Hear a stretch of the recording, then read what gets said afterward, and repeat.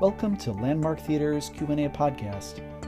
In this podcast, we hear from actors Aaron Taylor-Jonhson, Jake Gyllenhaal, and writer-director-producer Tom Ford from the film Nocturnal Animals, moderated by Landmark Theater's Dan Gorski. Do you ever feel like your life has turned into something you never intended? I'm worried about you. Were you sleeping? You scared me the last time we talked. You know me.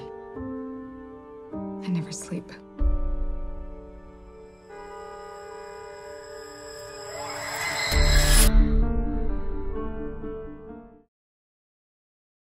You're very specific with your images.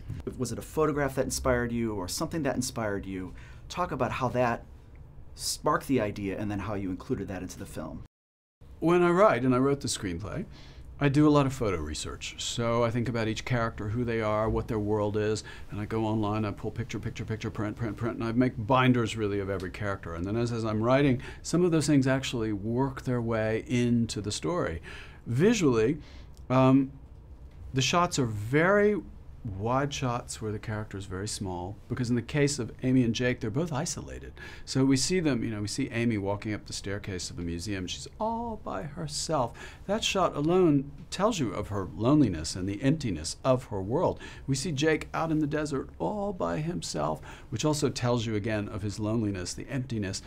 And then there are shots where we have incredible intimacy, because that's what this film is about. It's about finding people in your life that mean something to you, that you connect with, and not letting them go. It's a cautionary tale about what can happen to you when you do let those people go. So the way that I shot it was really very intense close-ups of people together connecting, and then very wide shots of people to show their isolation. I think all of us as humans try to connect. That's really what we try to do most in life.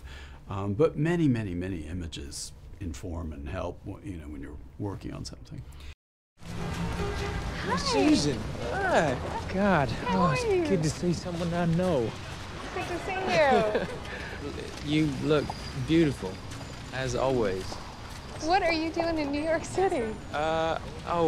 I'm here for an interview for a scholarship at Columbia. Columbia? I thought that you were at the University of Texas becoming a great writer.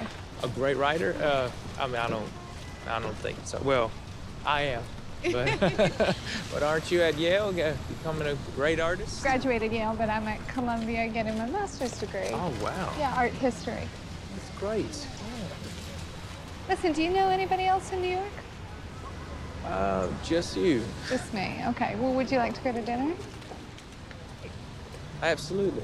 Okay. Yeah. Okay, great. So, let me drop off my packages at my apartment. Do you want me to grab them for you? Yeah, great. Thank you. Oh, I miss Texas, man. You don't have blizzards like this in Texas, No, yeah? you don't. Talk about building your characters. What was the process working with the director, and what did you bring to the character to make that happen? Edward is the writer of the book. Susan, who Amy Adams plays, her ex-husband, who she breaks up with, and she breaks his heart. And so he writes this book where Tony, the other character I play, is the main character. And so, and all the things that happen to Tony, the character, are sort of metaphors for their love and their love story and how it gets torn apart. And so in that way, one is really an extension of the other. I think you can move in either direction. If you look at Edward, you look at Tony, or vice versa. They're sort of one and the same. There's a big scene with me and Jake and his family, and I'm motivating and pushing constantly against him. So my job was to keep provoking and manipulating him and getting a reaction out of him. And every time he would react, it would spark off something else new for me. The beauty that Tom, would create this sort of limitations and boundaries and give very specific notes, but he'd essentially let us just, like caged animals, just go at one another and improvise until the reel of film would run out. So there were things that I did and said that when I saw it back for the first time, I couldn't, for the life of me, remember or understand half of the things that came out my mouth. That was pretty disturbing. Good evening. Good evening. You know you're supposed to stop when there's an accident, right? Yeah, I know that. And why didn't you stop then? That won't work. No signal here. You're not supposed to leave the scene of an accident. It's a crime. After the way you were driving, I'm sorry, what'd you say? just the way you were driving was crazy. Hey, Turk! Don't come any closer. All right, sweetheart. It's all right. You know what? It's all Just, right. please just get Laura, back in your Laura. car Hey, now. lady, Leave us alone. calm down. We got an accident report, that's all. Calm down. Wait, hey, lady, It's a flashlight, sweetheart. It's just a flashlight. It's all right. Jesus Christ. Okay, so let's exchange information. Information? Yeah. Let's exchange All right, information. you get out of the glove compartment, sweetheart. Okay, I'm a Gemini. My favorite color's petal pink. I like long walks and kittens.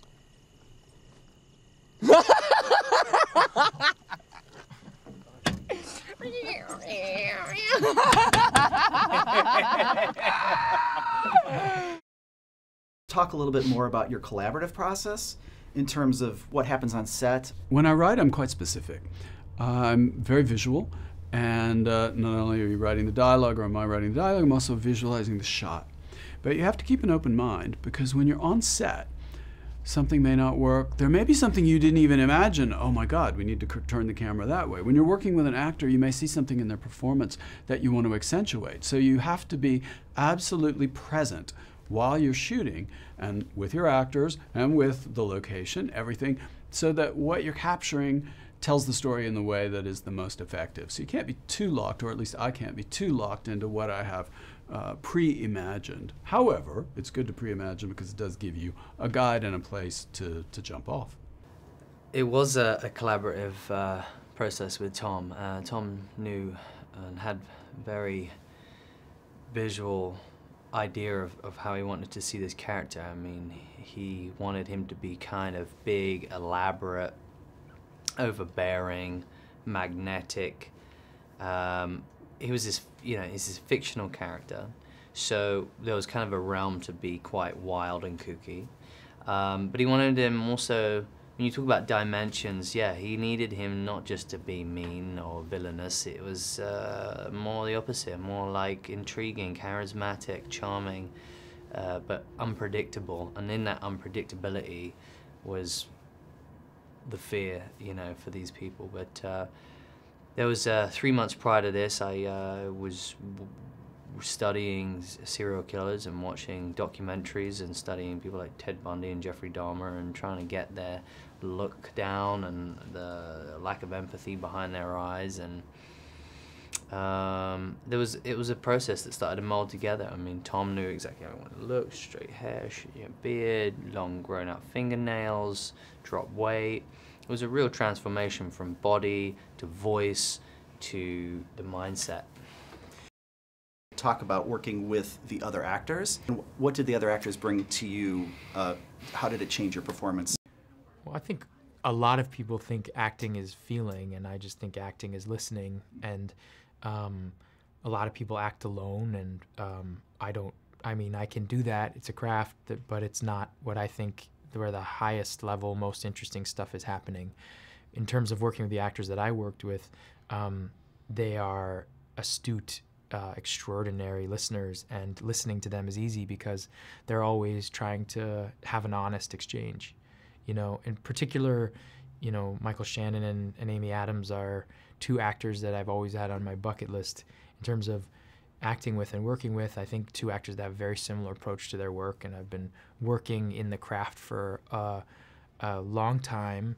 And I think when you have that type of respect for an actor, and they also have that much time under their belt, kind of in the seat, it's just great fun and sort of always a surprise. It's always experimenting with things and listening. Michael Shannon is phenomenal, and he is, he has his intimidating skill set as in his character, and he's a genius. So I just had to react to him naturally, We all help each other create the characters that we are playing. I think as an actor, it can very easily be looked at as a very selfish profession.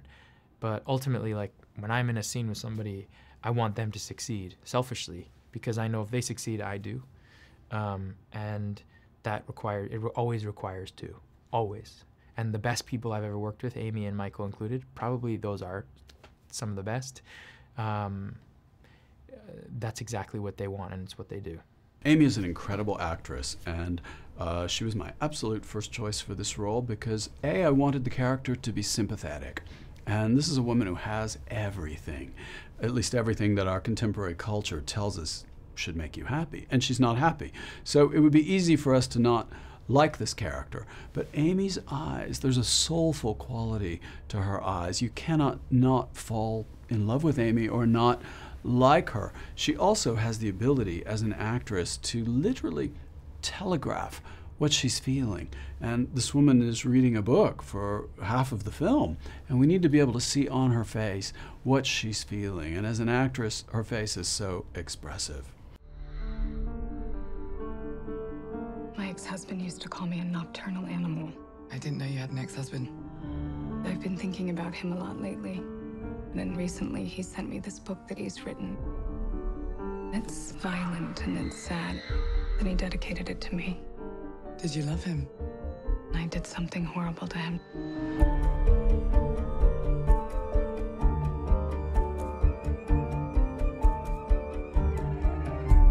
What are we gonna do? It's a question of how serious you are about seeing justice done. Don't do this. You'll regret it.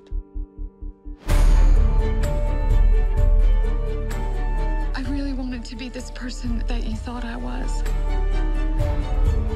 You're crazy. You're making a big mistake. He'll never find out. When you love someone, you have to be careful with it. You might never get it again.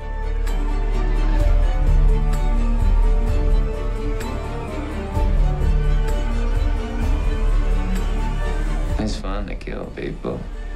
We should try it sometime.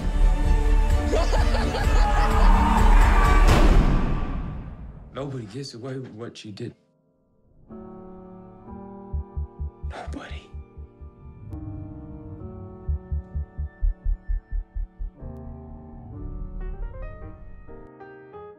You have been watching the Landmark Theater's Q&A podcast.